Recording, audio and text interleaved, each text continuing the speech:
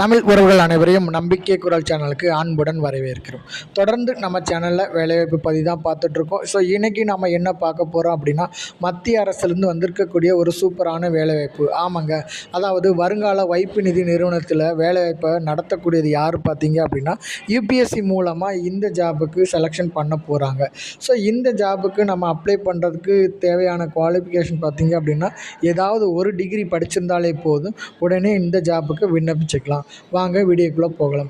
அதாவது ஊழியர்களின் வருங்கால வைப்பு நிதி இபிஎஃப்னு சொல்லக்கூடிய இந்த நிறுவனத்தில் ஏதாவது டிகிரி முடிச்சிருந்தாலே போதும்.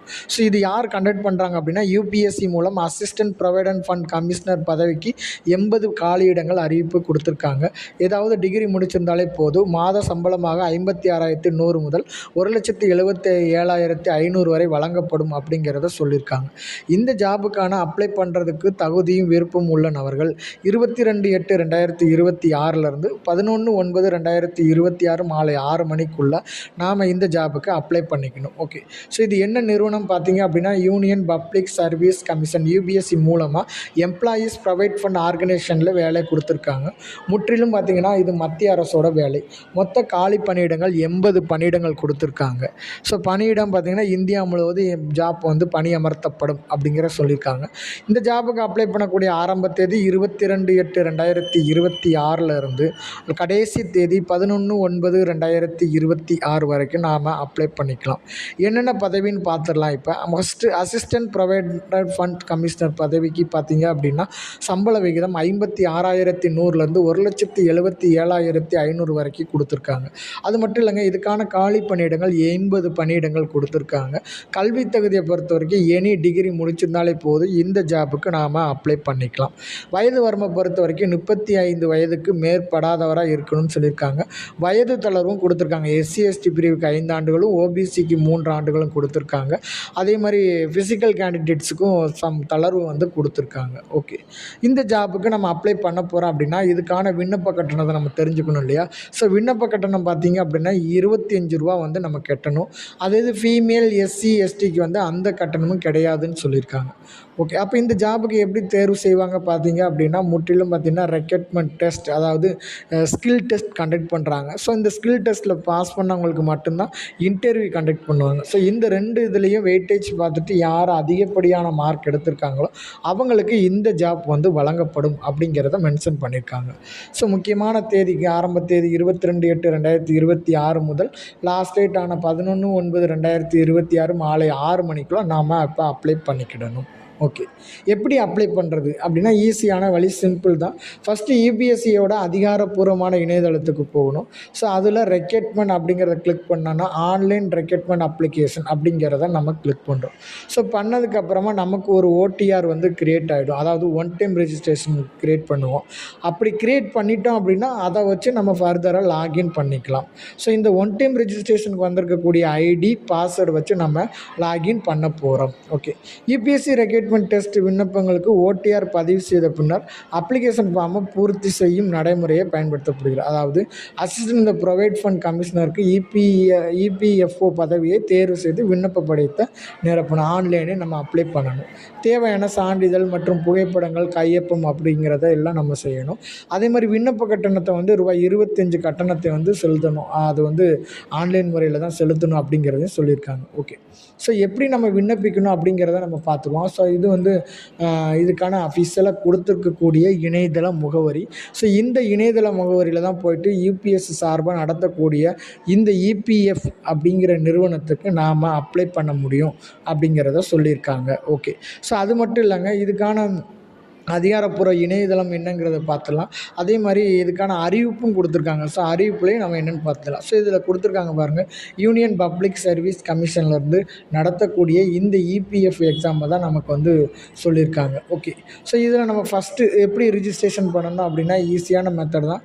ஃபஸ்ட்டு பார்த்தீங்க அப்படின்னா லாகின் கேட்டிருக்கு. லாகின் பண்ணுறதுக்கு முன்னாடி கீழே புதுசாக நம்ம அப்ளை பண்ணுறதா இருந்தால் click here to create your account அப்படிங்கிறத நாம் கிளிக் பண்ணணும். ஸோ இதில் நம்ம ஃபஸ்ட்டு எத்தனை எத்தனை ஸ்டெப் ஃபில் பண்ண போகிறோம் அப்படிங்கிறத நம்ம தெரிஞ்சுக்கணும். மொத்தமாக பார்த்தீங்கன்னா 4 ஸ்டெப் இருக்குது. ஸோ ஃபஸ்ட்டு ஸ்டெப் பார்த்தீங்கன்னா இன்ஸ்ட்ரக்ஷனை நம்ம ரீட் பண்ணிவிட்டு அது டெக்ளரேஷனை கொடுத்துட்டு போகிறோம். 2வது நம்மளுடைய மெயில் ஐடியை கொடுத்து வெரிஃபை பண்ண போகிறோம். 3வது ஸ்டெப்பில் மொபைல் நம்பரை வெரிஃபை பண்ண போகிறோம். 4வது பாஸ்வேர்டு வந்து க்ரியேட் பண்ண போகிறோம். அவ்வளோதாங்க. இது எப்படிங்கிறத பார்த்துலாம். ஃபஸ்ட்டு இங்கே டெக்ளரேஷன் கொடுத்துட்டு ப்ரொசீஸ் டு அக்கௌண்ட் அப்படின்னு கொடுத்தோன்னா ஸ்டெப் 2 இமெயில் வெரிஃபைடு ஐடின்னு கொடுத்துருக்காங்க. Verify email ID. அப்போ நம்மளுடைய இமெயில் ஐடி இங்கே கொடுத்துட்றோம். அதே மாதிரி நம்ம இப்போ கன்ஃபர்மேஷன் இமெயில் ஐடி நம்ம தர்றோம். கொடுத்ததுக்கப்புறமா கேப்சா கொடுத்துருக்காங்க இல்லையா, IQVEI9 அப்படிங்கிறத நாங்கள் இங்கே நம்ம டைப் பண்ண போகிறோம். ஸோ இப்போ டைப் பண்ணதுக்கப்புறமா இங்கே டெக்ளரேஷனை நம்ம கிளிக் பண்ணோம் அப்படின்னா கெட் ஓபிடி மெயிலுக்கான ஓடிபி போயிடும். அந்த ஓடிபியை நம்ம சப்மிட் கொடுத்தோம் அப்படின்னா 3வது ஸ்டெப்பு போகும். ஸோ 3வது ஸ்டெப்லேயே நம்மளுடைய mobile number, confirmation mobile number கொடுத்து கேப்சாவை டைப் பண்ணுற மாதிரி இருக்கும். ஸோ அதில் கெட் ஓடிபினா மொபைலுக்கு ஒரு ஓடிபி வரும். அந்த ஓடிபியை நம்ம சப்மிட் பண்ணி நம்ம ஃபில் பண்ணிக்கணும். ஓகே. ஸோ இதெல்லாம் பண்ணதுக்கப்புறமா நம்ம ஐடி வந்து ஜென்ரேட் ஆகிரும். அந்த ஐடிக்கு நம்ம ஒரு பாஸ்வேர்டு வந்து க்ரியேட் பண்ணணும். ஸோ க்ரியேட் பண்ணோம் அப்படின்னா நம்ம இப்போ ஈஸியான மெத்தடில் நம்ம அப்ளை பண்ணிக்கலாம். ஸோ அதே மாதிரி அப்ளை ஃபார் தி எக்ஸாமினேஷன் கொடுத்துருக்காங்க. ஸோ அதாவது இதெல்லாம் நம்ம அப்ளை பண்ணால் தான் அதை போய் பார்க்க முடியும் அப்படிங்கிறதையும் நமக்கு மென்ஷன் பண்ணியிருக்காங்க. சரி, ஓகே.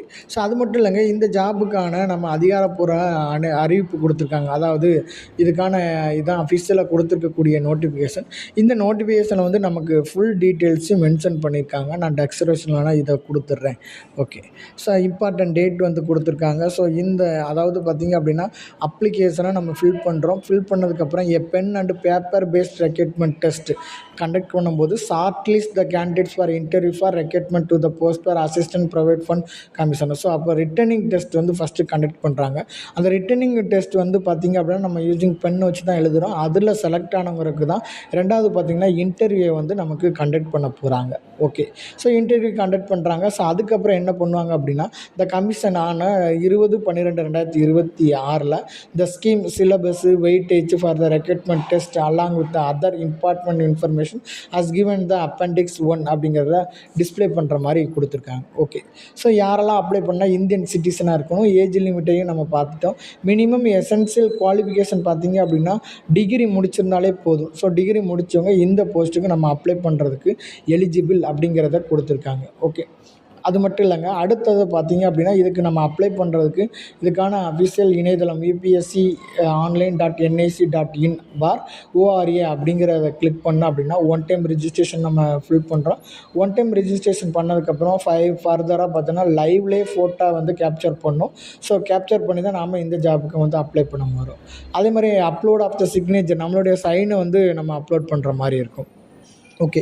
அடுத்து இம்பார்ட்டன்ட் டீட்டெயில்ஸ் நம்ம என்னங்கிறத பார்த்துடலாம்.